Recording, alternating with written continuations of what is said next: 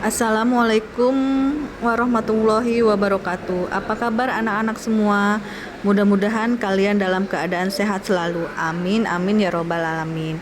Hari ini kita akan belajar tema 3, peduli terhadap makhluk hidup, subtema 2.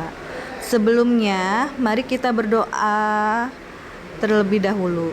Berdoa mulai. Selesai.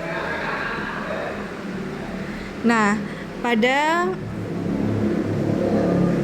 bab ini kita akan membahas tentang wawancara, ya. Bagaimana seorang wawancara melakukannya dan format laporan wawancara. Sebelumnya kita pelajari dulu tentang narasumber. Narasumber adalah bertugas memberi informasi yang dibutuhkan pewawancara dengan menjawab pertanyaan. Sebelum melakukan wawancara, kita harus menentukan narasumber yang tepat. Narasumber yang kita wawancarai sebaiknya memenuhi syarat antara lain: 1. Memiliki pengetahuan di bidang tertentu yang berkaitan dengan topik wawancara.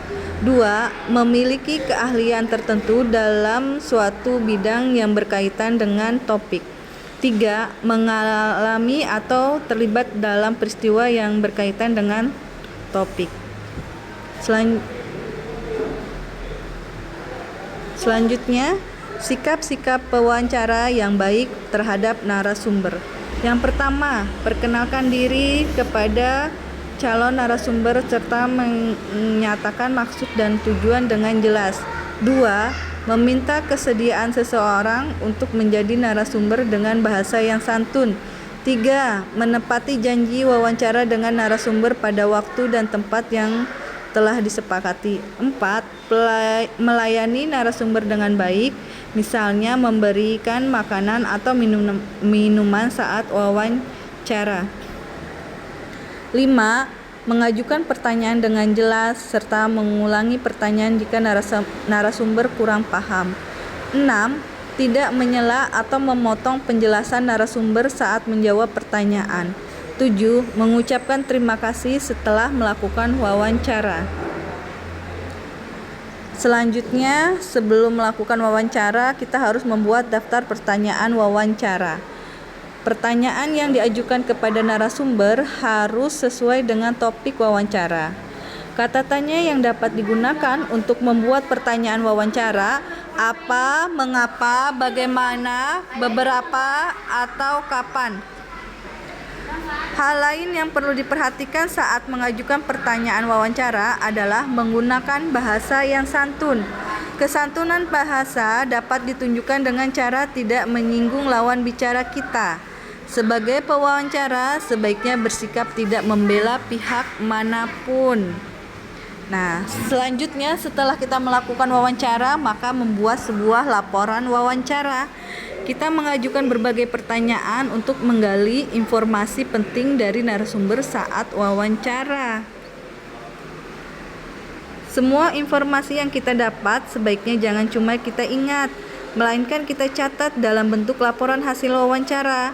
Laporan hasil wawancara bertujuan untuk memudahkan orang lain membaca dan mengetahui informasi penting yang telah kita peroleh. Nah, format susunan laporan wawancara diantaranya ada latar belakang, maksud dan tujuan, topik wawancara, waktu dan tempat kegiatan, laporan hasil wawancara, dan yang terakhir adalah kesimpulan. Perhatikan gambar berikut. Ini adalah salah satu contoh laporan hasil wawancara, ya. Perhatikan baik-baik. Silakan kalian perhatikan dan nanti kalian tiru, ya.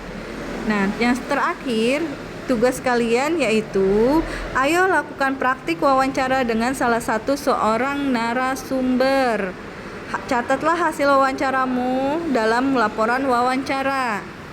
Demikianlah pelajaran hari ini. Tetap semangat belajar di rumah dan jaga kesehatan, perhatikan prokesnya, pakai masker, cuci tangan, dan jaga jarak. Assalamualaikum warahmatullahi wabarakatuh.